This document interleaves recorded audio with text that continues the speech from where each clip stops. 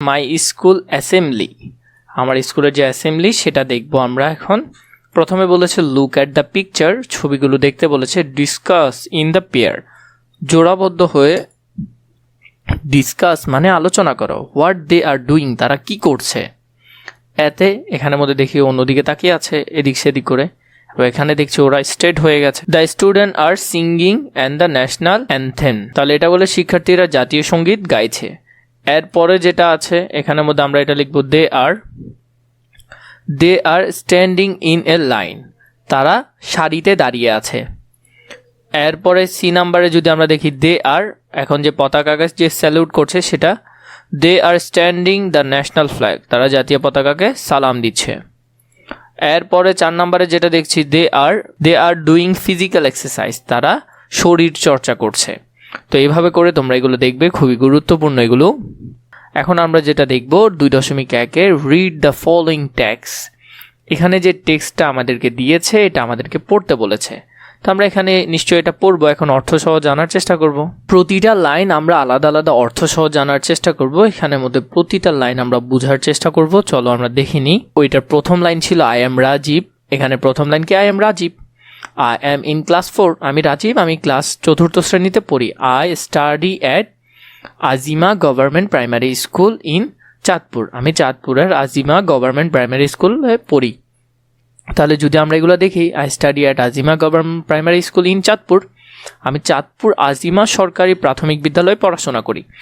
Hour school starts with the assembly in the morning, আমাদের স্কুলে সকালবেলা সমাবেশ দিয়ে শুরু হয়। It is gathering of all the teachers and students in the school field, এই স্কুল মাঠে, এটি স্কুল মাঠে সব শিক্ষক ও শিক্ষার্থীদের সমাবেশ। Every class leaders the assembly for a week in turns, প্রতি শ্রেণীর যে দলনেতা থাকে 1 সপ্তাহ করে সমাবেশ পরিচালনা করে। প্রতিদিন সমাবেশের শুরুতে আমরা পবিত্র গ্রন্থ থেকে তেলাওয়াত বা পাঠ করি, আমরা কোরআন শরীফ বা ধর্মগ্রন্থগুলো পড়ি। Then we sing our national anthem, আমরা আমাদের জাতীয় সঙ্গীত and salute the national flag, তারপর আমরা জাতীয় সঙ্গীত গাই এবং জাতীয় পতাকাকে সালাম জানাই। We also repeat the oath after the assembly leaders, আমরা সমাবেশে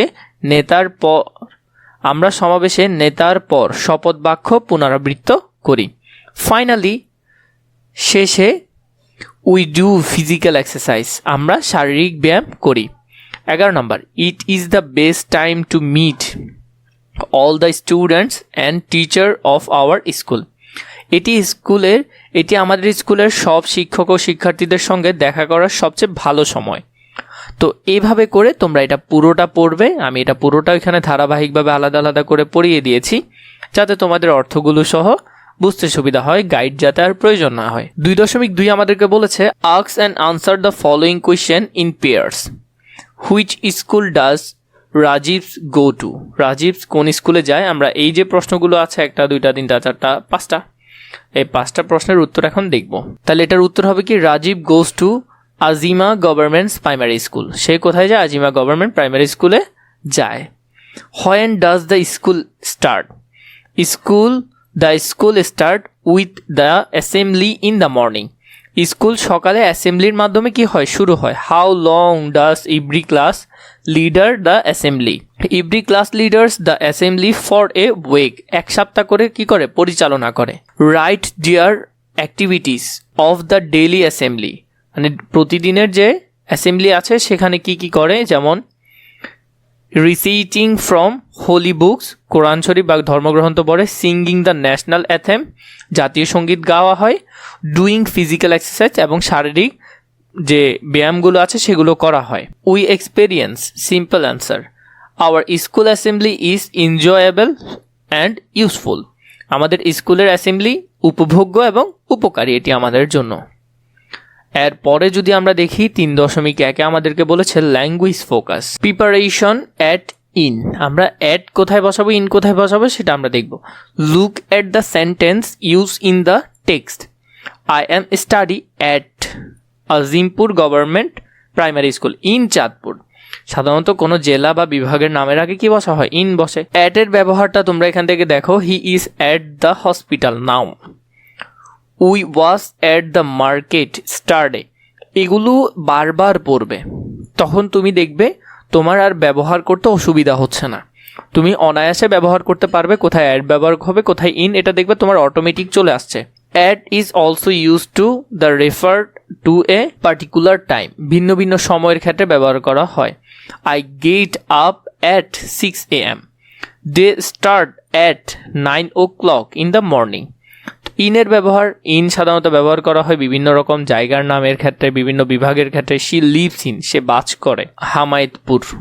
the children are playing in the field, মাঠের মধ্যে খেলা করছে। ইন তো মধ্যে হিসেবে আসে, এটা নোট ডাউন করবে এখানের মধ্যে।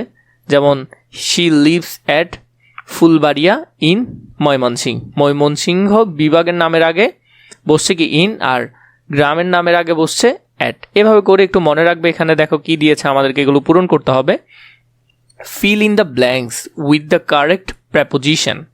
প্রেপোজিশনের ব্যবহার তুমি অনেক অনেক ভালো করে জানতে হবে তোমাকে। তুমি যদি প্রেপোজিশনের ভালো ব্যবহার করতে না পারো, তাহলে দেখবে তোমার সেন্টেন্স গঠন ঠিক হচ্ছে না। At or in, she is walking dash the park, তাহলে ইন দ্য পার্ক, আমরা এগুলো বাকিগুলোর আনসার করবো। ইন দ্য পার্ক, পার্কের মধ্যে। We saw him sitting in the classroom, the train is waiting at the station, my brother lives at Kapasia in Gazipur, let's meets at 5 PM in the library. এভাবে করে তোমরা এগুলো পূরণ করবে। আশা করি তোমরা বুঝতে পেরেছো। এরপরে যেটা দেখবো আমরা, right what you do in your school assembly. তুমি তোমার স্কুলে কি করো অ্যাসেম্বলির সময়, সেটা এখানে লিখতে বলেছে। তো এখানে যদি লিখো, we recite from holy books, sing the national anthem and do physical exercise. আমরা পবিত্র গ্রন্থ থেকে পাঠ করি, সঙ্গীত গাই এবং শরীর চর্চা করি। তো এভাবে করে তোমরা ধারাবাহিকভাবে এগুলো পড়বে। আমি আশা করি তোমরা ভালো বুঝতে পেরেছো। ধারাবাহিকভাবে তোমাদের পুরো বই নিয়ে আলোচনা হবে ইনশাল্লাহ।